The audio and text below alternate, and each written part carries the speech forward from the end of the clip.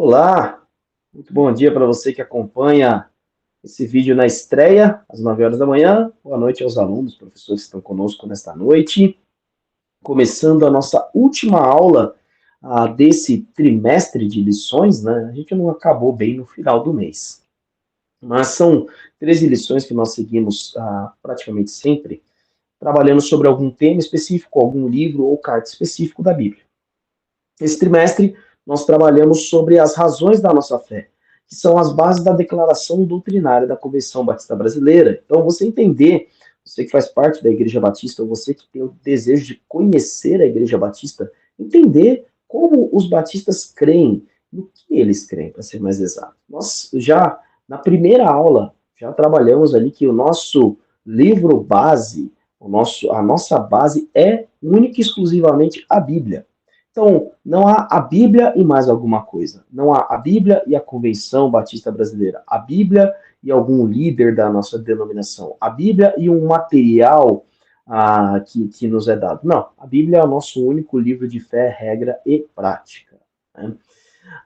E por conta disso, então, toda a nossa doutrina está baseada na palavra de Deus. E aí, por isso que você vai vendo vários textos bíblicos sendo citados e lidos aqui para mostrar de acordo com o nosso entendimento ali da palavra de Deus, o que nós cremos. Né? Muito bem, e nós vamos falar hoje sobre os três últimos aspectos da nossa declaração doutrinária. Nós vamos falar sobre morte, na verdade, dois últimos, né? São três assuntos, mas são os dois últimos. Nós vamos falar sobre a morte, um assunto nada muito legal de se falar, né? E vamos falar sobre justos e ímpios. Né? Então, convido você aí a estar com a sua Bíblia aberta, você aí que gosta de anotar, é bom que você tome notas, papel, caneta, bloco de notas do celular, do tablet, né, que você for utilizar para facilitar aí a tua vida. A recomendação sempre é que você escreva, que você anote, porque ao anotar isso melhora a sua capacidade de memorização e de aprendizado, tá? Evolui um pouquinho mais nessa sua capacidade apenas de assistir ou de escutar alguma coisa do tipo, tá bom?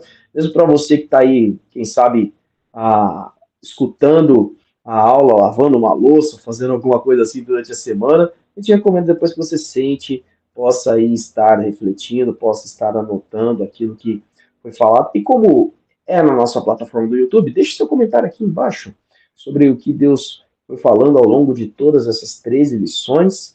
Ou seja, no domingo que vem a gente começa também um novo tema, um novo assunto a ser estudado. Tá bom? Então não perca, este vídeo está numa playlist escrito Razões da Nossa Fé. Você tem esse link ali, caso você tenha perdido alguma dessas lições, você pode acessar ali e depois ver por assunto ou por número ali da aula que você tenha perdido ou queira rever, e lá você pode fazer isso. Não esqueça, deixe seu like, se inscreva no canal aqui da igreja, nos siga nas nossas redes sociais. Vamos lá. Quero convidar aí um dos alunos para ler para mim Gênesis capítulo 2. Gênesis capítulo 2, versículo 16 e versículo 17. Você que está nos acompanhando, já deixa a Bíblia aberta em Gênesis mesmo, porque a gente vai seguir depois para o capítulo 3. Então, Gênesis 2, 16 e 17. Quem achou pode ler. E o Senhor Deus lhe deu esta ordem: de toda a árvore do jardim comerás livremente, mas da árvore do conhecimento do bem e do mal não comerás, porque no dia em que dela comeres, certamente morrerás. Muito bem. Uma coisa que a gente tem que ter em mente é que o contexto sobre a morte ele já faz parte do conhecimento ou pelo menos da divulgação ali desde o início da criação. Então Deus no capítulo 1 cria tudo que existe no livro de Gênesis e cria o homem e a mulher. O capítulo 2, ele é meio que um detalhado do capítulo 1, do acontecimento posterior ali ao sexto dia. Acho que, em parte, o sexto dia e o que aconteceu depois, né, vamos dizer assim. E Deus dá essa ordem a Adão e a Eva. Isso nos revela duas informações muito, muito importantes, principalmente ali no versículo 17. Deus está dando uma ordem. coma de tudo, mas não coma do fruto da árvore do conhecimento do bem e do mal. Há ali, então, uma árvore com uma fruta, não se sabe qual, então não vai achar que é uma maçã, como a gente vê em algumas ilustrações, não era uma maçã, era um fruto qualquer de uma árvore que estava lá, e Deus estava dizendo, não coma. Tá? Isso a gente entende de uma forma literal mesmo, uma árvore, um fruto. E ali Deus está dizendo, obedeça. Tanto que o pecado ali de Adão e Eva não é o comer o fruto em si, e sim a desobediência. Inclusive, Eva e depois Adão já haviam desobedecido no coração antes de ir para a ação. Você vê ali ela sendo tentada na narrativa de Gênesis 3, e caindo em tentação já na sua mente, e da sua mente já foi direto para a ação, que foi o ato de comer. E você tem, então, o pecado. Agora, Deus coloca uma afirmação. Certamente, depois que você comer, você morrerá. Isso significa uma coisa. Se não tivessem comido, não haveria morte? Sim, é verdade. Se eles não tivessem comido, não haveria morte. Olha só o que nos é dito. Ali no capítulo 3, por exemplo, a partir ali do versículo 22. Então, o Senhor disse, o Senhor Deus, disse o Senhor Deus, agora o homem se tornou como um de nós, conhecendo o bem e o mal. Não se deve, pois, permitir que ele tome do fruto da árvore da vida e o coma e viva para sempre. Então, o grande problema do homem, do ser humano ter conhecido o bem e o mal, é que o mal o dominou. E havia ali no jardim uma outra árvore. Uma árvore que era chamada de a árvore da vida. Ou seja, se não houvesse o pecado, nós viveríamos para sempre. Você consegue imaginar que hoje você, não sei como seria, né, a Terra nesse sentido, mas vamos pensar aqui que hoje você poderia justamente ir até, você é Adão, você é o primeiro homem, você é Eva, estariam vivos até hoje. E nós também. Todos estaríamos vivos. É difícil a gente imaginar como seria isso. Provavelmente não haveria o envelhecimento, por exemplo, porque não haveria a degradação do tempo, a corrupção do tempo nas nossas vidas, né? E aí todo mundo estaria vivo e não haveria pecado. O pecado trouxe a morte. Então, nos é revelado isso. Olha, vocês não sabem o que é morte porque vocês não experimentaram. E para falar a verdade, todo mundo que experimenta a morte, experimenta uma vez só, né? Então, vocês não sabem exatamente, mas ela pode existir se vocês pecarem. É isso que Deus está dizendo. E ali, então, entra a morte através do pecado. Entra, então, o término da vida como Deus a criou para ser. Porque não se poderia comer ali, viver dominado pelo pecado e vivendo eternamente dominado pelo pecado. Então é sobre justamente isso que Deus está tratando ali com Adão e com Eva. E pensando nisso, pensando nessa temática, vamos observar então quais são as consequências do pecado, vamos ver os desdobramentos de tudo isso. Vou pedir aí a um dos alunos que lê para mim Gênesis agora no capítulo 3, do versículo 14 ao versículo 19. Gênesis 3, do 14 ao 19. Disse, pois, o Senhor Deus à serpente: Por que fizeste isto? Maldita és entre todos os animais domésticos, e entre todos os animais do campo. Sobre o teu ventre andarás, e pó comerás todos os dias da tua vida. E porém inimizade entre ti e a mulher, e entre a tua descendência e o seu descendente. Este te ferirá a cabeça e tu lhe ferirás o calcanhar. A mulher disse: multiplicarei grandemente a dor da tua gestação. Em dor darás à luz filhos. O teu desejo será para o teu marido e ele te dominará. Vai até o 19.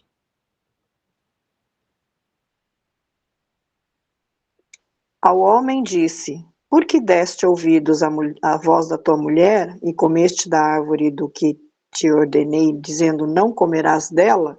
Maldita é a terra por tua causa, em fadiga comerás dela todos os dias da tua vida. Ela produzirá também espinhos e abrolhos, e comerás das ervas do campo.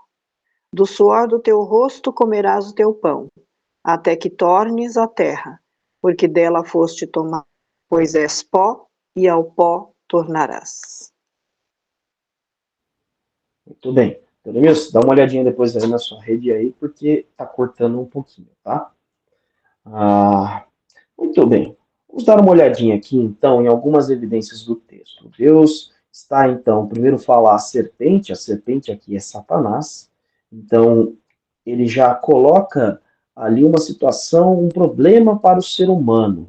No versículo 15 diz: porém, entre você e a mulher, porém, inimizade entre você e a mulher. Então, com o pecado, a gente arranjou um inimigo para as nossas almas, que é Satanás. E ali você já vê direto a profecia sobre Jesus, porque diz que este lhe ferirá a cabeça, está falando sobre Jesus, a descendência da mulher, e você lhe ferirá o calcanhar. Então, essa já é a primeira profecia messiânica da Bíblia. E aí ele diz, olha, quais serão as consequências diretas à mulher? Ele dá consequência à mulher, ao homem, à terra e ao ser humano como um todo. Então, primeiro ele diz à mulher: multiplicarei grandemente seu sofrimento na gravidez. Então, pensa aqui, você, mulher, que tem aí o seu filho, teve o seu filho em parto normal, toda a dor que você sentiu. Eu acompanhei o parto das minhas duas filhas, e as duas foram de parto natural. Joyce teve a Rebeca e a Sara em parto natural. E, olha, é lógico que eu não senti, mas eu presenciei a dor. Realmente é algo que não dá para descrever. A minha mãe está aí com a gente também, ela também teve eu e minha irmã em parto normal, e ela pode dizer aí que realmente o negócio não é fácil, não. Então pensa que você poderia dar à luz a filhos sem toda esta dor. Esta dor é consequência, esse sofrimento é consequência do pecado. Também outra situação, houve o subjugamento, o domínio. Ele diz: seu desejo será para o seu marido e ele a dominará. Um detalhe sobre domínio: essa expressão é utilizada primeiramente lá em Gênesis 1:27, para que o ser humano, o homem e a mulher, dominassem sobre a criação. Então, dominariam sobre os animais, sobre todos os seres vivos, não sobre si mesmo, sobre o homem, sobre a mulher. Então, já na própria espécie, na heterogeneidade, não falei isso certo não, mas já na diferença ali do sexo já haveria domínio, e depois sobre outras pessoas, o homem, o ser humano, exerceria domínio sobre outros homens, de uma forma a tratá-los como trataria os animais. E, bom, seres humanos são tratados mais ou menos como animais. Hoje em dia, até pior, né? E aí ele ainda vai colocar mais à frente: olha, a terra é maldita por sua causa. Você se alimentará dela com sofrimento. Então, sim, nós trabalharíamos, mas não haveria fadiga, não haveria uma falta de recompensa. Muitas vezes você trabalha e não tem a recompensa necessária. Isso não aconteceria. Então, aqui são as consequências. E a consequência final que nos é dada, que é a morte, porque você, versículo 19, porque você é pó, tendo em vista que você foi tirado da terra, você é pó, e ao pó você voltará. Então, a morte vem como consequência final e maior. Um aspecto que a gente tem que ter, então, certeza, é claro, isso já fica meio óbvio, né? Que isso vai acontecer com todo mundo, já que a gente já presenciou muitas mortes ao longo da vida, Mas a Bíblia deixa isso de uma maneira bem clara. A morte de todos os seres humanos e a sua finitude, elas são marcadas por consequência do pecado. E isso se estende a todas as pessoas, independente da condição que você viva, do mais puro que você seja, do mais inocente que aos olhos dos outros você possa parecer, você vai enfrentar a morte. Por isso está escrito ali em Romanos 12, Romanos 5, 12, Romanos capítulo 5, versículo 12, dizendo assim: da mesma forma como o pecado entrou no mundo por um homem, e pelo pecado a morte, assim a morte veio a todos os homens, porque todos pecaram. Então, a morte ela é consequência do nosso pecado, de uma maneira direta e de uma maneira indireta. De uma maneira direta, porque todos nós pecamos, de uma maneira indireta, porque um bebezinho, por exemplo, ele não tem consciência do pecado. Ele ainda não tem a sua mentalidade, a sua cognição, sua mente formada para entender o que é pecado. Então, na sua mentalidade, ele é inocente, mas ele sofre as consequências do pecado. Por isso que nós temos índices de mortalidade infantil no mundo inteiro.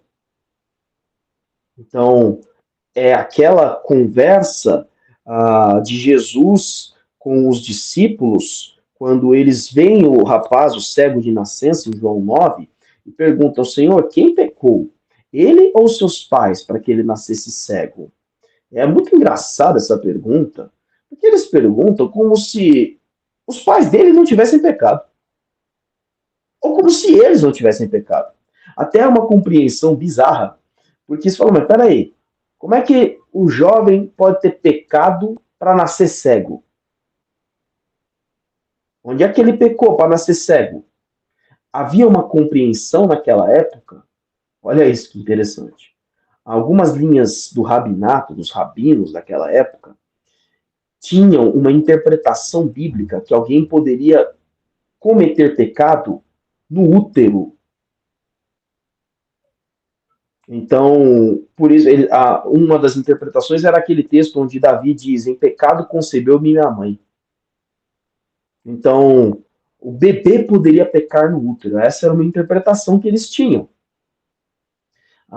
E aí é por isso, então, que os discípulos provavelmente aprenderam isso com o povo ali e lançaram essa pergunta bem esquisita.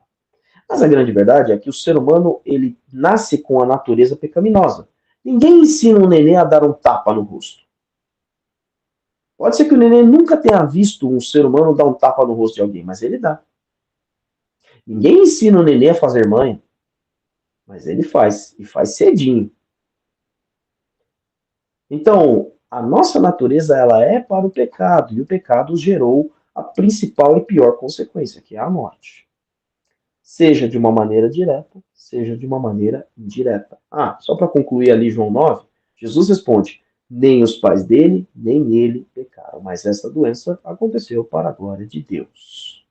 Tá? Então ali é só para a gente entender que não necessariamente é uma consequência direta do seu pecado. É simplesmente porque você nasceu em pecado. Sua natureza é para o pecado. E por conta disso, todos nós vamos um dia passar pela morte.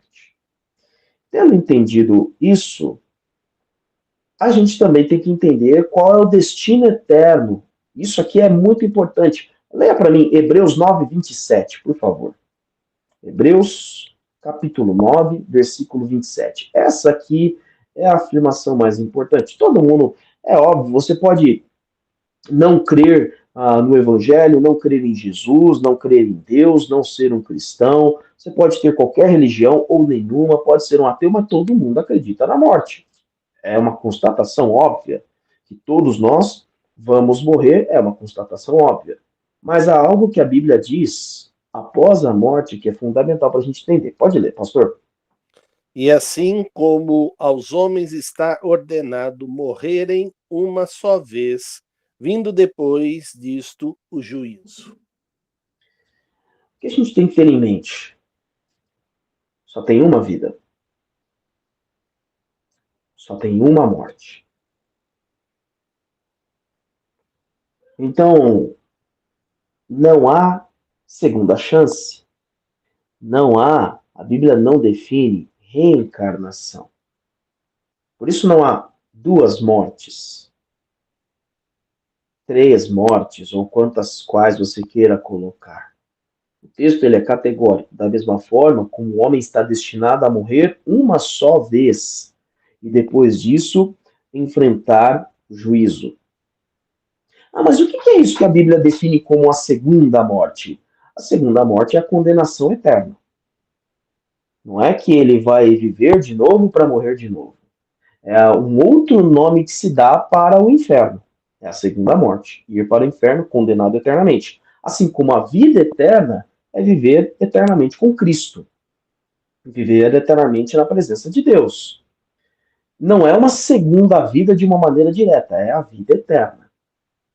Então, é apenas algumas expressões que a gente usa para que a própria Bíblia, na verdade, usa esse conceito, mas não quer dizer que você vai viver de novo com esse corpo, ou com um corpo novo, ou um outro ser humano, um novo nenê, ou um outro animal, ou qualquer coisa do tipo. Não, não há uma segunda chance. Logo depois da morte, o que há para você encarar o juízo, o julgamento, de acordo com aquilo que você viveu. Então, isso a gente tem que ter em mente. Todo ser humano está destinado à morte. E todo ser humano está destinado ao julgamento. Morreu, está julgado. E aí é uma coisa importante para a gente entender aqui, depois disso, enfrentar o juízo. Não tem um meio termo. Já várias pessoas a quem eu visitei, o pastor Salovi também deve ter passado por isso, e a gente orienta pela palavra de Deus justamente essa questão. As pessoas viram assim, pastor, o senhor pode orar pela alma do meu pai? O senhor pode orar pelo meu irmão? Teve uma vez eu fui no salão onde eu corto cabelo, e aí uma das meninas falou assim, pastor, eu queria que o senhor orasse, porque morreu um rapaz aqui atropelado na esquina aqui do salão, e eu estou sentindo uma energia ruim aqui, eu acho que ele ainda não se encontrou, acho que a alma dele ainda está vagando. Você pode orar para que ela... Eu falei, olha, eu vou orar para que Deus conforte o coração da família, eu vou orar para que Deus também conforte e dê paz ao coração de vocês, que presenciou tudo, mas ele já está com o Senhor. Ao que ele foi destinado, a salvação eterna ou a morte eterna, a gente não sabe. Mas, como o profeta Daniel diz, o corpo volta à terra, o espírito volta a Deus. E aí Deus, no julgamento, vai dizer para onde essa pessoa vai. Então, nós temos que ter em mente isso. Não tem segunda chance, não tem um local intermediário.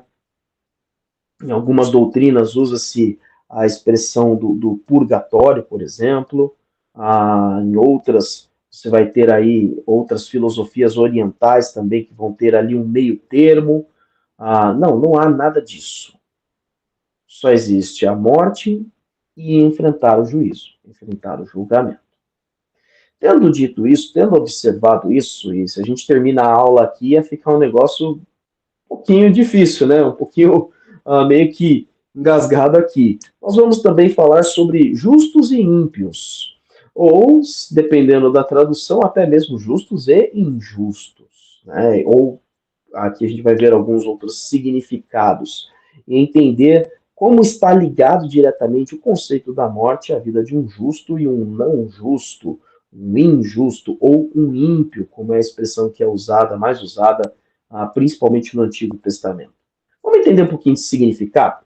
Quando eu falo justo para você, aí eu vou pedir para um dos alunos participar aqui. Quando eu falo justo, qual que é a palavra? Fulano é justo. Qual é o seu pensamento? O que vem na sua mente?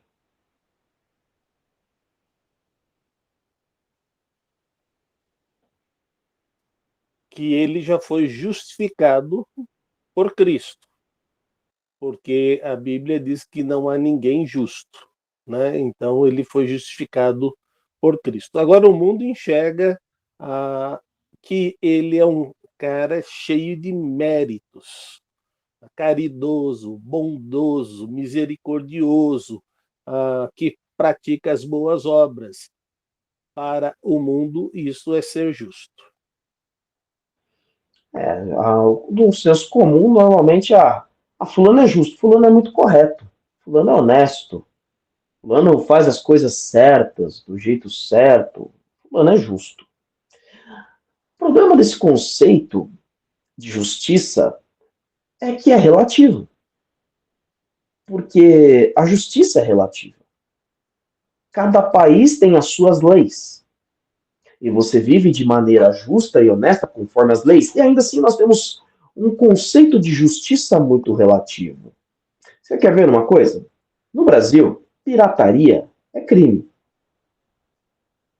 Mas há pessoas que não consideram a pirataria errado, mesmo que a lei condene. Há pessoas que vão colocar alguns conceitos ali para dizer, não é errado, depende da condição, as situações. Então, a justiça ela pode ser mudada, distorcida ou até mesmo discordada. Não, isso na verdade eles falam que é justo, mas não é justo. Se você for olhar o nosso Código Penal, há várias pessoas que vão dizer, não, esse Código Penal não é justo. Então, o conceito de justiça é um negócio complicado, porque há um conceito pela lei, há um conceito de definição, mas há um conceito moral e ético que é diferente em alguns locais, em algumas situações. Dizem que não, a ética que há no Brasil é a mesma ética que há no Japão. Então, se você é ético no Brasil, você é ético no Japão. E aí eles tentam diferenciar justamente o conceito da moral e da ética. Bom, isso depende muito como você foi criado e orientado. Porque nós temos orientações e criações diferentes. Por isso que não dá para definir alguém justo de acordo com a justiça que ele pratica aos olhos das pessoas. A Bíblia tem definições. No Antigo Testamento, quando você vai observar ali, o maior conceito de justiça é aquele que observa as leis de Deus. É aquele que obedece, que pratica. Há dois conceitos ali. O que mais se é falado, quando você vai ver ali, por exemplo, Abraão conversando com Deus, ali em Gênesis 18, sobre Sodoma e Gomorra. Abraão vai dizer ali a Deus, o Senhor destruiria uma cidade se houver nesta cidade 50 justos. E aí Deus vai dizer, não, se houver 50 justos eu não vou destruir. E Abraão depois pergunta, e se for 45? E 40, e 30, e 10. E não se achou nestas duas cidades 10 pessoas que eram chamadas ou vistas aos olhos de Deus como justas. Então, a maior parte dos conceitos do Antigo Testamento sobre justiça, sobre o justo, por exemplo, um dos versículos mais famosos ali que é citado no Novo Testamento é o justo viverá pela fé. Aí depois vocês olham para mim, eu acho que é Oséias, eu não sei especificamente se é. Deixa eu ver aqui. Eu ia falar Oséias 6,6, mas não é Oséias 6,6. Depois alguém. Não é Oséias, não. Provavelmente é Abacuque. Depois alguém confirma para mim: o justo viverá pela fé, e provavelmente no texto vai estar: o justo viverá pela sua fidelidade. Depois Paulo cita isso no Novo Testamento. E aí ele está falando justamente sobre aquele que pratica atos de justiça. É somente esse conceito? Não, não é somente esse conceito de justo.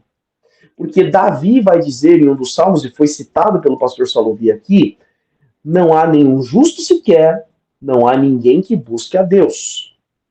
Então, você vai ter justamente alguém dizendo, o salmista, o próprio rei Davi dizendo justamente isso. E aí, então, quando ele fala sobre justiça, ele fala um conceito que é muito mais forte no Novo Testamento. No Antigo Testamento há o segundo conceito de justiça, que é aquele que é justificado. No Novo Testamento, o conceito mais forte sobre justo é justamente esse. Há também, o justo é aquele que obedece à palavra de Deus, sim, há esse conceito, mas ele não é o mais forte. No Novo Testamento, o que mais se fala sobre justo é sobre justificação. Porque um outro significado que se dá justamente sobre o justo é engraçado. Se fala justamente sobre o justo, é que ele é aquele que é inocente ou irrepreensível ou sem culpa. E aí você diz, quem é aquele que é sem culpa? Quem é aquele que é sem pecado? Quem é aquele que não pode ser repreendido? Porque até um bebezinho de 6 meses você repreende. Até um bebezinho de 1 ano você repreende. Se você repreende, existe culpa. Por mais inocente que ele possa parecer. Então, no Novo Testamento, o conceito de justo está muito mais ligado à justificação. Tá? A gente vai definir também o conceito contrário, que é o conceito do ímpio. Você deve ter ouvido aí algumas vezes essa palavra e pode ficar pensando, eu sei que o ímpio é o cara que está errado. Mas o que é o tal do ímpio?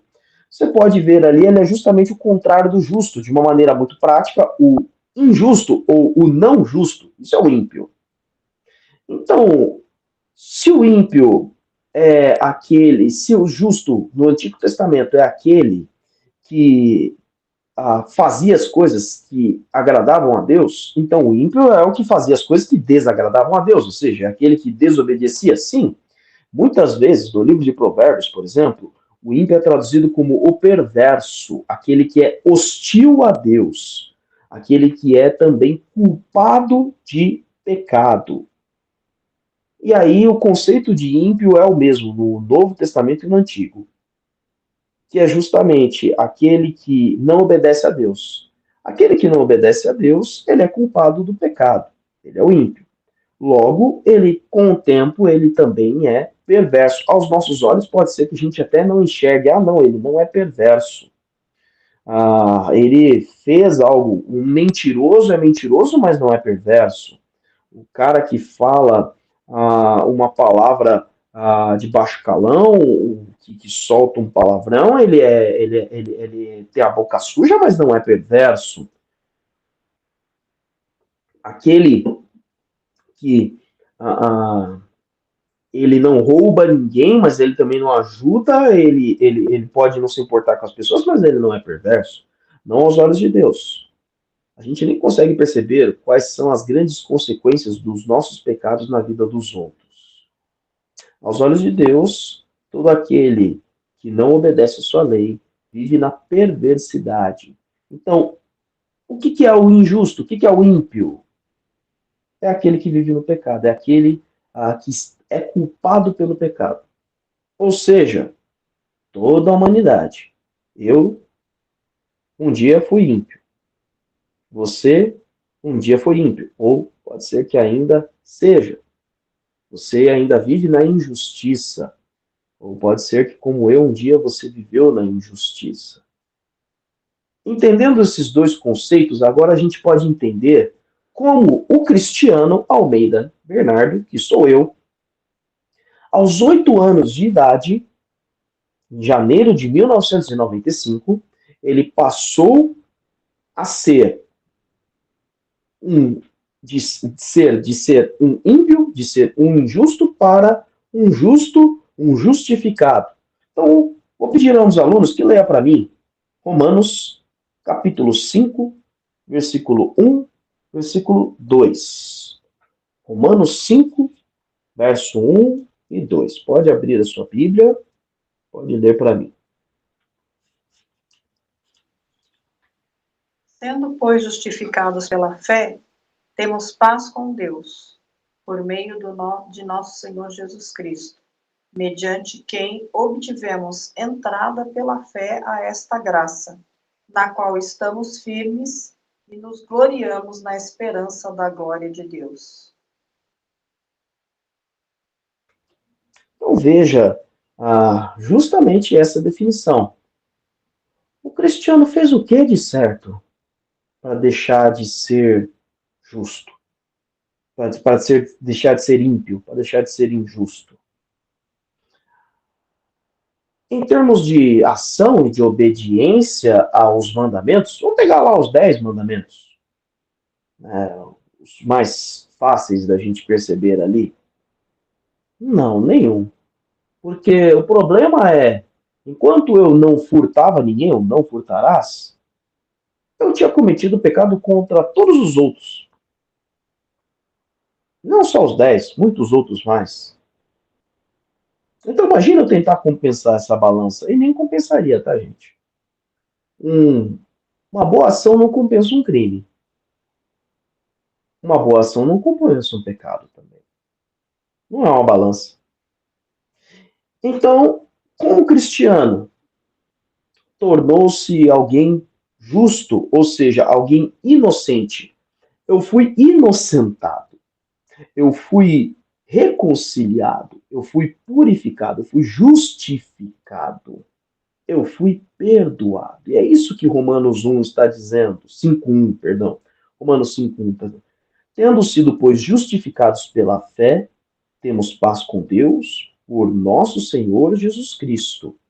Ou seja, a minha fé em Cristo, eu crer em Jesus, é que me trouxe a paz, a reconciliação com Deus. A minha justificação vem por meio de Jesus. E aí ele diz no versículo 2: por quem, ou seja, por Jesus, nós obtivemos acesso pela fé a esta graça, a este presente, a este favor, é isso que é graça, é um favor, na qual estamos firmes. E aí, no que eu me glorio, no que eu me orgulho, falo bem, no que eu me alegro, por isso ele diz, nos gloriamos, no versículo 2. Eu me glorio em Jesus. Eu não tenho mérito. Obedecer a Deus depois do pecado, tentar me justificar pela minha obediência depois que eu pequei, não me daria a possibilidade de me reconciliar com Deus, de alcançar a salvação, de estar no céu depois da minha morte. Não, nada disso. Não conseguiria apagar essa mancha. Então, o fato de eu crer em Cristo é que agora eu falo, olha, eu sou justo por Jesus. Se não fosse Jesus na minha vida, eu estava no inferno. Se não fosse Jesus na minha vida, não haveria diferença. A minha esperança seria vazia. Mas aí ele diz, a esperança da glória. A minha esperança na glória de Deus é Jesus Cristo. E aí a gente firma um pouco mais esse conceito com João 3. Vamos ler aqui João 3, 17 e 18. Pode abrir a sua Bíblia e ler para mim João 3, 17 e 18. Todo mundo conhece o versículo 16, João 3, 16, mas pouca gente se atenta ao 17 e 18. Pode abrir aí e ler para mim, por favor. Porque Deus enviou seu Filho ao mundo, não para que condenasse o mundo, mas para que o mundo fosse salvo por ele. Quem nele crê não é condenado, mas quem não crê já está condenado, porque não crê no nome do unigênito Filho de Deus. Muito bem. Um detalhe aqui, gente. O versículo que eu citei de Abacuque, o justo viverá pela fé, ou o justo viverá pela sua fidelidade, está em Abacuque 2:4, tá bom? Então deixa aí anotado depois para você verificar. Ele, inclusive, vai falando sobre o ímpio e fala sobre o justo, tá bom? Bem, veja aqui, o que separa o justo do ímpio, o justo do injusto? Não é a justiça praticada por ele, mas a justiça praticada por Cristo. E ele diz então, pois Deus enviou o seu Filho ao mundo não para condenar o mundo, mas para que fosse salvo. O que me manda para o inferno depois que Cristo veio? Ou, aliás, até mesmo na promessa, porque aqueles que creram na promessa também foram desta forma. o pecado nos mandaria a todos nós para o inferno. Mas uma vez que eu tenho agora a possibilidade de conhecer a Cristo, de crer em Cristo, crer no nome do Filho unigênito de Deus, do único Filho de Deus, se eu não crer, é isso que me condena.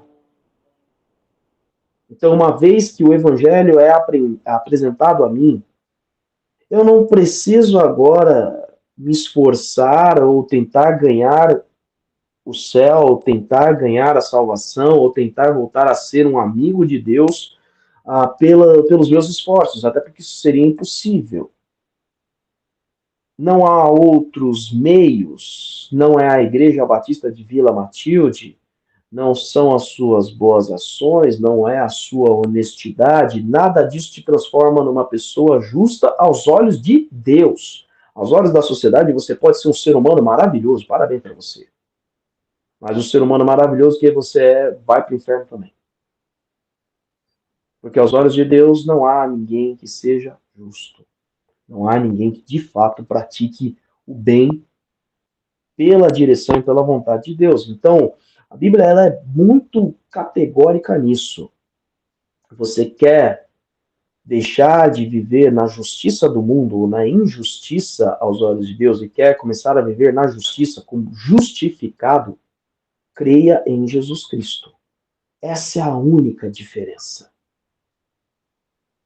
Não é a pessoa que vai aos domingos, vai aos cultos em todos os domingos, ou então está no culto de quinta-feira aqui da nossa igreja, ou então, não tem culto na Vila Matilde na segunda, então eu vou em outra. Aí na terça eu vou em outra. Eu estou indo em culto todo dia. Não é isso, querido. E olha, vou te dizer, se você se acha melhor, porque você vai à igreja dominicalmente, ou porque você tem uma conduta honesta, ou porque você está obedecendo mais aos mandamentos de Cristo do que a outras pessoas, vou te dizer que você está correndo um risco muito grande de não estar com Cristo no céu, tá?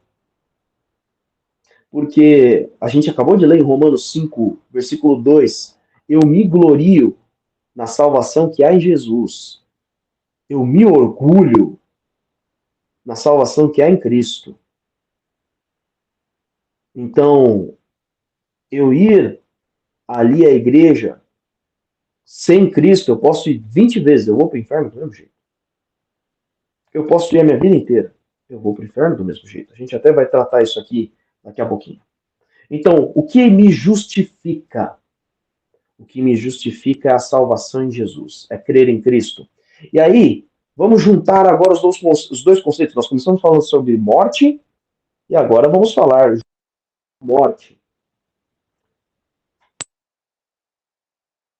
Você abrir a sua Bíblia em João capítulo 10, versículo 28. Vamos falar sobre a segurança dos justos. João 10, 28. Esse texto aqui, Jesus está falando que ele é o bom pastor. E pelo fato dele ser o bom pastor, ele garante algo às suas ovelhas. Ali no versículo 27 e o versículo 28 ele diz assim. Pode ler, pastor Salovi.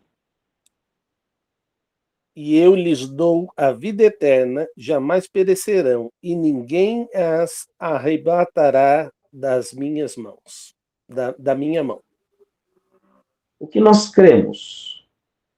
Nós cremos que uma vez que somos salvos em Cristo Jesus, somos salvos para sempre. Uma vez que nos tornamos ovelhas deste rebanho, que pertencemos a Cristo, ninguém pode tirar-nos da mão de Cristo. Você não perde a salvação em Jesus. Jesus, ele é muito claro. Eu dou a vida eterna. E a quem eu dou jamais perecerá. Jamais experimentar o que a gente chama então de segunda morte, a morte eterna. Ninguém pode tirar da minha mão. Nem você mesmo. Nem você mesmo pode dizer, Jesus, eu estou saindo da tua mão. Eu não sou mais do teu rebanho. Eu desaceito. Nem sei como é que fala o contrário de aceitar. Eu não aceito. Eu desaceito. Não dá para desaceitar. Não dá, seria eu me arrependo, né? Pode ser, né? Ah, eu me arrependo, eu não quero mais ser sua ovelha, não quero mais fazer parte do seu aprisco. Não dá. Você agora pertence a Cristo, você está nas mãos dele. Isso é maravilhoso, gente. Uma vez conversando com uma das funcionárias aqui do prédio onde eu moro, aqui do condomínio onde a gente mora, e a gente vendo ali o tempo passando, foi há 2 meses atrás, né? Mas realmente está passando muito rápido esses últimos meses ali, os últimos anos dão a impressão que está passando muito rápido, né? E aí ela, aflita assim, virou para mim e falou: não, isso me preocupa. Por quê? Não, porque Jesus então está voltando. Eu falei: sim, mas por que isso te preocupa? E ela ah, se declara uma crente em Cristo, uma cristã, inclusive de uma igreja evangélica. Eu falei: mas por que isso te preocupa? E ela disse: porque eu não sei, né? Eu vou estar diante de Jesus e eu não sei o que ele vai falar. Não sei se eu vou conseguir entrar no céu. Eu falei: mas você não entregou a vida a Jesus Cristo? A ela: sim, mas eu não tenho certeza. Eu falei: então, está faltando você conhecer mais a palavra de Deus. Porque Jesus assegura a sua salvação. E aí, inclusive, foi sobre esse texto que falei com ela, e depois passei alguns outros textos bíblicos, passei ali um devocional para ela poder aprender mais sobre a segurança que há em Cristo. Quem é justificado por Cristo está seguro em Cristo. Quer ver? Irmão Emilson, leia para mim Romanos capítulo 8. Leia do versículo 35 ao 39. Romanos 8, do 35 ao 39. Pode ler, por favor. Quem nos separará do amor de Cristo? A tribulação, ou a angústia, ou a perseguição, ou a fome, ou a nudez, ou o perigo, ou a espada? Como está escrito: por amor de ti, somos entregues à morte o dia todo. Fomos considerados como ovelhas para o matadouro, mas em todas estas coisas somos mais do que vencedores, por aquele que nos amou. Pois estou certo de que nem a morte, nem a vida, nem os anjos, nem os principados, nem as potestades, nem o presente, nem o porvir, nem a altura, nem a profundidade, nem alguma outra criatura nos poderá separar do amor de Deus que está em Cristo Jesus, nosso Senhor. O texto já nos coloca uma clareza muito grande. Deus te ama, você foi alcançado por este amor, você é amado de Deus, você está dentro desse amor porque você entregou a vida a Cristo. Então, nenhuma circunstância deste mundo, desta vida, pode separar. O que isso, de uma maneira muito prática, olha, você vai ter tribulação, você vai ter angústia, você vai ter perseguição por estar seguindo a Cristo. Jesus dá essa advertência em João 16. Você vai ter perseguição. Pode ser que você tenha fome, pode ser que você passe pela nudez, pode ser que você passe, bom, a isso a gente passa, né? O perigo, pode ser que você passe o risco de morte, e quando eu digo morte, é execução, né? Que aí ele diz a espada, para nós hoje é um fuzil, uma arma, mas nada disso separa você do amor de Deus. Você passando por tudo isso, não quer dizer que Deus não te ama. Não quer dizer que você não está firmado no amor de Deus. E aí ele vai colocar, então, coisas muito maiores do que os problemas da vida. Ele vai colocar aqui, olha, situações celestiais, sobrenaturais, anjos e demônios não podem separar. O passado e o presente, o tempo não pode separar. As dimensões todas do espaço, não há uma distância maior, eu posso estar numa ponta a outra do universo. Eu não estarei longe de Deus. Qualquer outra coisa criada, qualquer outra coisa que existe, visível ou invisível, nada disso é capaz de me separar do amor de Deus. Por quê? Porque o amor de Deus está em Jesus Cristo, nosso Senhor. Nossa, mas pastor, eu pequei muito, eu pequei feio, pastor. não está no tamanho do seu pecado, porque o seu pecado não é grande o suficiente para sobrepujar o amor de Deus. O amor de Deus está firmado em Cristo. O amor de Deus está firmado na ação de Cristo por você. Isso já foi. Deus já morreu. Cristo Jesus morreu na cruz pelos seus pecados e ele não precisa morrer de novo. O perdão já existe, mas você primeiro, uma vez que entendeu que há pecado na tua vida, como diz em 1 João 9, confesse o seu pecado e ele é fiel e justo para perdoar o seu pecado e te purificar de toda injustiça. Você tem que entender isso. O seu pecado não é maior do que o amor de Deus. O seu pecado não é maior do que o perdão de Deus. Também não ache que você algum dia vai merecer este perdão. O perdão nunca se merece. Nem do ser humano. Você não vai conseguir merecer o perdão dos seus pais pela desobediência, do seu marido, da sua esposa, dos seus filhos, dos seus amigos, porque você vacilou. Não. O perdão nunca é trocado, não é moeda de troca. Ele é dado. E Deus, então, é infinitamente em amor e perdão. Ou seja, aquele que se arrepende a esta postura, aquele que em humildade pede perdão, porque a gente que se arrepende, eu me arrependo do meu pecado. Mas ele quer merecer o perdão. Isso aí é o orgulho. O orgulho faz nos querer merecer o perdão. A gente não vai merecer, então desiste disso. Joga o orgulho no lixo. E humildemente peça perdão, e Deus perdoa. Essa é a promessa, porque ele já perdoou em Cristo Jesus. Muito bem. Isso é tão forte na vida de um cristão que recentemente o Senhor chamou, em maio de 2023, o Senhor chamou o pastor Timothy Keller, um dos grandes referenciais do século XX, do século XXI, em material, em edificação da vida de pessoas, em pregações, mas principalmente em material literário. Olha, eu recomendo para você qualquer livro do Tim Keller, do Timothy Keller. Você leia, você vai ser certamente edificado por ele. E ele faleceu ali aos seus 72 anos por conta de um câncer. Mas aos seus filhos, à sua família, aliás, ao seu filho e à sua esposa, ele deu algumas frases antes, ele falou algumas frases antes de morrer. Ele disse a primeira dessas, que foi registrada aqui pelo seu filho, compartilhou conosco, dizendo assim: não há desvantagem em eu partir, nem um pouco. Sou grato pelo tempo que Deus me deu, mas estou pronto para ver Jesus. Mal posso esperar para ver Jesus. E ele termina dizendo: me leve para casa. Por que é tão importante eu entender que eu sou justificado em Cristo? Porque essa é a minha única segurança. Não é que eu fui criado na igreja. Ou não, você pode ter ido para a igreja depois. Não é que eu sou um cara bonzinho. Uma pessoa legal. Uma pessoa boa, né? Como o pessoal diz aí. Não. Porque eu sei os maus e pecados que eu já cometi. Eu sei o que tem aqui dentro. Eu sei o que se passa aqui. E isso, de fato, me dá uma grande insegurança. Mas alguém maior do que eu que me dá segurança. Está dizendo: filho, você está garantido em mim. Você está garantido no dono do céu. Naquele que abre a porta, naquele que libera a entrada. E eu que estou te garantindo. Então, essa é a beleza de você ter certeza da sua salvação em Cristo.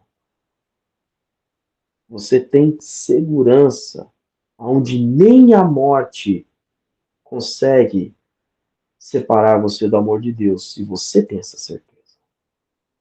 Então, a você que está acompanhando esse conteúdo pela primeira vez ou há algum tempo, mas ainda realmente não entregou a sua vida a Cristo, ainda não tem a certeza da sua salvação, feche seus olhos agora, faça uma oração, dizendo: Senhor, eu entendi o plano da salvação que há em Jesus. Eu me arrependo dos meus pecados. Eu peço perdão pelos meus pecados. E eu agora entrego minha vida a Jesus Cristo, para que Ele seja o Senhor e Salvador da minha vida. Em nome de Jesus, amém. Se você fez essa oração com fé, com convicção, você agora pertence a Cristo. E ninguém pode tirar mais você da mão dele. Não interessa o que os outros falam. Isso já está decretado, isso já está escrito na palavra de Deus e isso jamais vai ser apagado. Tem mais de 2000 anos de história e esse texto continua aqui. E vai continuar. Mas há algo importante para a gente dizer sobre a vida do justo e do ímpio. Porque você pode pensar assim, beleza, eu já estou salvo, eu fiz essa oração que o pastor falou, eu fiz com fé. Eu fiz essa oração, então eu já estou salvo, eu agora posso viver do jeito que eu quiser, né? Eu já estou garantido. Quem garante minha salvação não é Jesus? Agora eu toco a vida do jeito que eu quiser. Há um cuidado com isso. Lembra de Abacuque 2,4? O justo viverá pela fé. Sabe o que isso quer dizer? Não quer dizer que você vai fechar o olho aqui assim e vai atravessar a rua sem olhar. Não quer dizer que você vai viver só da maneira, quando a gente fala sobre fé, o pessoal todo mundo pensa no sobrenatural. Ah, agora eu vou viver pelo sobrenatural e o mar vai abrir na minha frente e os problemas vão cair. Não, fidelidade. Por isso que, inclusive, Abacuque, eles usam a expressão fidelidade. Já falei isso várias vezes, né? Fé e fidelidade é o mesmo sentido na Bíblia. Tanto no Novo quanto no Antigo Testamento. Por isso que alguns textos vão traduzir como fidelidade e alguns vão traduzir como fé. Até, por exemplo, em Gálatas 5:22, vão ter versões que vão falar que o fruto do Espírito é amor, paz, longanimidade, benignidade, e alguns vão dizer fé ou fidelidade. As duas traduções estão certas, porque é o seguinte, fé na Bíblia é obediência. Eu vivo por aquilo que eu creio. Eu creio em Cristo. O que Cristo disse para eu fazer? Eu faço, porque eu creio em Cristo. Entendeu? Não é só o sobrenatural. Eu creio que Cristo veio, porque realmente eu tenho que crer que ele veio. Eu não tenho uma foto de Jesus. Eu não tenho um exame de DNA. Eu tenho palavras escritas em um livro que foi carregado ao longo de 2000 anos de história e eu creio que aquilo realmente aconteceu do jeito que está escrito aqui. Não é só dessa fé que a gente está falando. Nós estamos falando o seguinte, se você crê, obedeça. E aí é isso justamente que Jesus coloca de uma maneira muito séria. Mateus, abra sua Bíblia aí em Mateus 7, 21 ao 23. Esse aqui é o final do Sermão do Monte. Jesus está falando sobre falsos profetas, sobre pessoas que se dizem que são emissários do Senhor, que falam em nome do Senhor e que são discípulos de Jesus, que seguem a Jesus. Então, olha o que ele diz no versículo 7, no capítulo 7, versículo 21 a 23. Nem todo aquele que me diz Senhor, Senhor, entrará no reino dos céus, mas apenas aquele que faz a vontade de meu Pai que está nos céus. Muitos dirão naquele dia, Senhor, Senhor, não profetizamos em teu nome? Em teu nome não expulsamos demônios e não realizamos muitos milagres? Então lhes direi claramente, nunca os conheci. Afastem-se de mim, vocês que praticam o mal. Jesus ele fala de uma maneira muito categórica e é muito interessante, porque ele diz, nem todo que diz Senhor, Senhor, entrará no reino dos céus. E aí você vê Paulo dizendo aos romanos, todo aquele que confessar o nome do Senhor será salvo. Eu não entendi. Então Paulo está falando errado, que Jesus disse, o que é essa expressão Senhor? A expressão Senhor é dono, Kyrios, ou Kyrion, dependendo da onde está registrado no texto. Então ele está dizendo, meu dono, meu dono. É isso que ele está falando para Jesus, ou para Deus. Você é meu dono, o Senhor é meu dono, você é meu dono, tu és meu dono. Eu sou teu dono? Mas por que você não me obedece? Se de fato eu sou o teu dono, então você tem que seguir exatamente o que o teu dono falou. Se de fato eu sou o Senhor da tua vida, então você tem que obedecer exatamente aquilo que eu digo, porque eu sou o seu Senhor. Eu comprei você com o meu sangue. E aí por isso que ele diz, mas apenas aquele que faz a vontade do meu Pai que estás no céu. Ué, mas eu não entendi. Você não falou que no começo da aula, que a gente não alcança o céu por méritos? Não, a gente não alcança o céu por méritos. Mas Jesus está falando que sim. Aquele que faz a vontade do meu Pai que está no céu. Aquele que faz a vontade, isso é o que também é outro sentido para justo, né, que a gente viu no começo da aula. Aquele que faz a vontade que está de Deus, que está no céu, faz porque pertence a Deus. Não é o contrário. Não é eu vou obedecer a Deus para pertencer a Ele, para alcançar o céu, para conquistar o reino dele. Não, não. Ele me deu o reino e porque eu faço parte do reino, agora eu vivo como se eu já estivesse no reino, como se eu já estivesse no céu. Eu obedeço. É justamente ao contrário. E aí, olha só como a gente pode estar vivendo de uma maneira errada. Ele diz, olha, naquele dia vai ter gente que vai profetizar. Naquele dia vai ter gente que vai falar, olha, eu profetizei, eu expulsei demônios. Eu realizei milagres. É coisa incrível. Com a profecia, a gente sabe que as pessoas poderiam enganar, trazendo falsas palavras. Profetizar é falar da palavra de Deus. A gente sabe, e não é de agora. A gente vê muitos falsos pregadores. Não, isso aí já no tempo dos profetas, no Antigo Testamento já tinha os falsos profetas. Jeremias teve que encarar ali um monte de falsos profetas. Os profetas ali dos livros de Reis, primeira, segunda Reis, tiveram que encarar um monte de falsos profetas. Os profetas menores tiveram que encarar um monte de falsos profetas. Gente dizendo, não, vai dar tudo bem aqui com Jerusalém, pode continuar vivendo na vida desse jeito. E os profetas do Senhor dizendo, vai dar ruim. Vocês vão para o exílio, não façam isso. Mas milagreiros, expulsadores, exorcistas, como é que esses caras não são de Deus? Bom, lembre-se que os magos do faraó também transformaram os seus cajados em serpentes, igual a Moisés. Também transformaram água em sangue, igual a Moisés. Chegou um momento que eles não conseguiram mais. Lembre-se que no livro de Atos havia Elimas, o mágico, havia a mulher que adivinhava as coisas e ela estava possuída por um espírito maligno.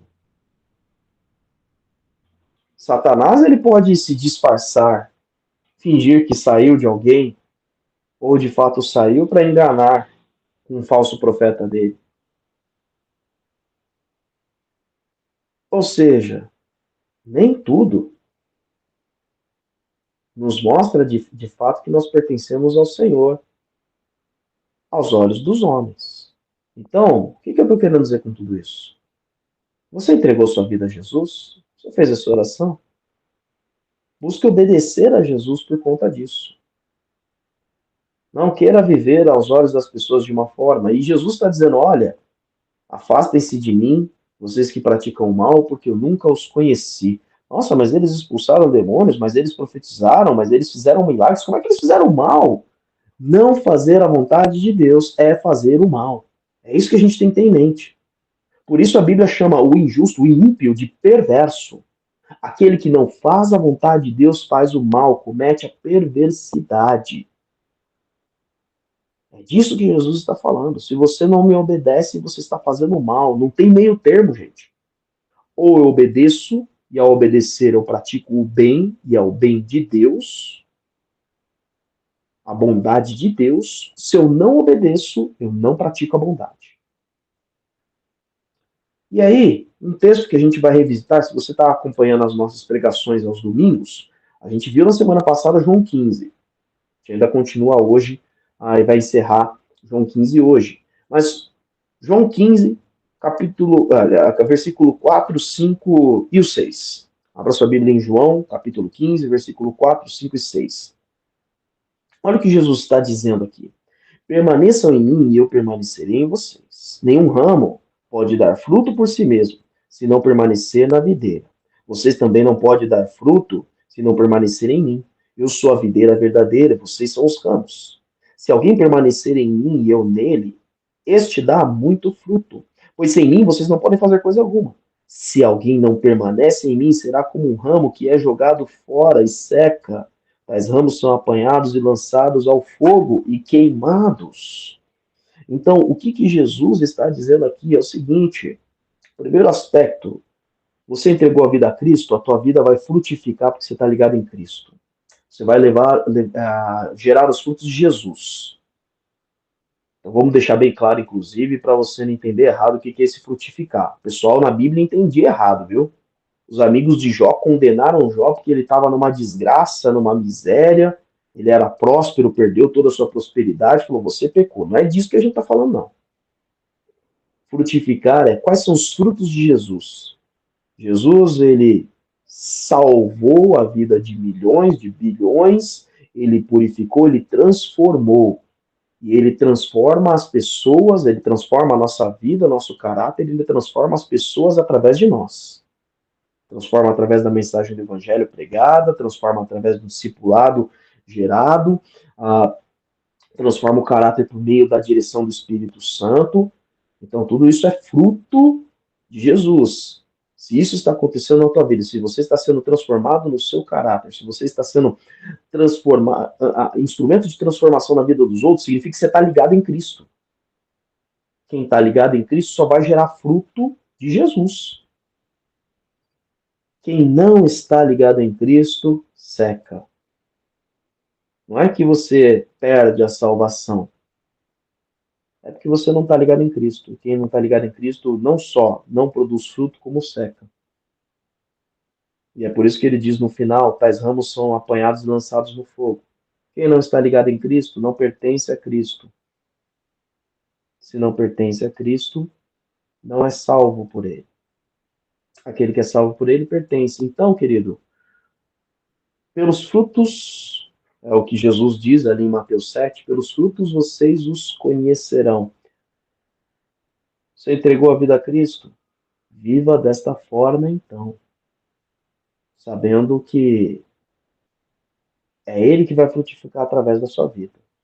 Você não é justo pelas suas obras, pelos seus méritos. Você foi justificado por Ele. Quer entender um pouquinho mais sobre isso? Fica de lição de casa para você. Mateus capítulo 25.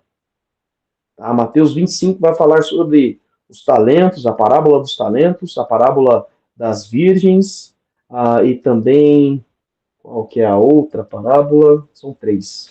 Fugiu aqui. Sim, o julgamento final. Aí não é parábola, não. Vai falar sobre o julgamento final. Ele vai trazer ali a parábola dos talentos, a parábola das virgens, e vai falar sobre o julgamento. E você vai perceber uma coisa muito interessante. Principalmente no final ali, quando ele fala sobre o julgamento. Os que estavam, os bodes e as ovelhas que ele coloca, os que ele separou à direita e separou à esquerda, ele dá a mesma frase aos dois, e os dois dão a mesma resposta.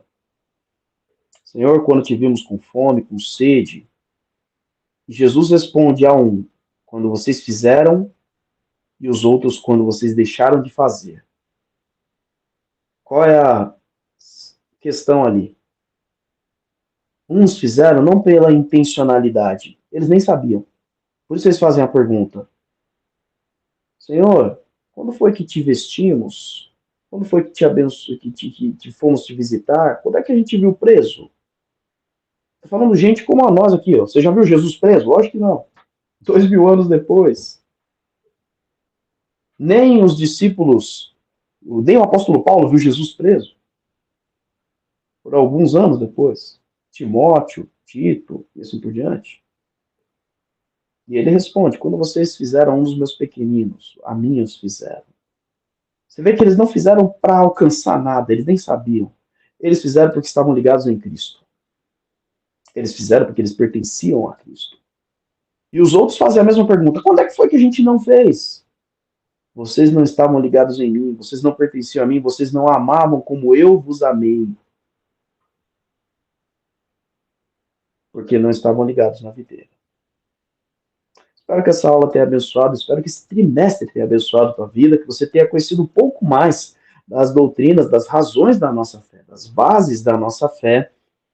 E espero também que você possa aí replicar esse conteúdo, não só manda o link para outras pessoas, é claro, legal, mas a gente gostaria mesmo é que você ensinasse, porque o único jeito de você aprender, presta atenção nisso, o único jeito de você realmente aprender é ensinando para o outro. Você pode Bom que você prestou atenção, bom que você escutou, que você assistiu, bom que você pegou a Bíblia e leu, bom que você anotou. Mas com todo esse processo, sabe o quanto você reteve? 30%. Quem sabe você aumenta isso para 50%, se você repetir isso daqui mais de uma vez. Mas se você começar a ensinar, 80% é o que você retém desse conteúdo. Então, querido, não só compartilhe nas suas redes sociais, compartilhe na sua vida.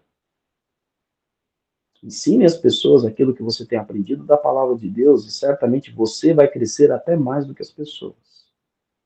Amém?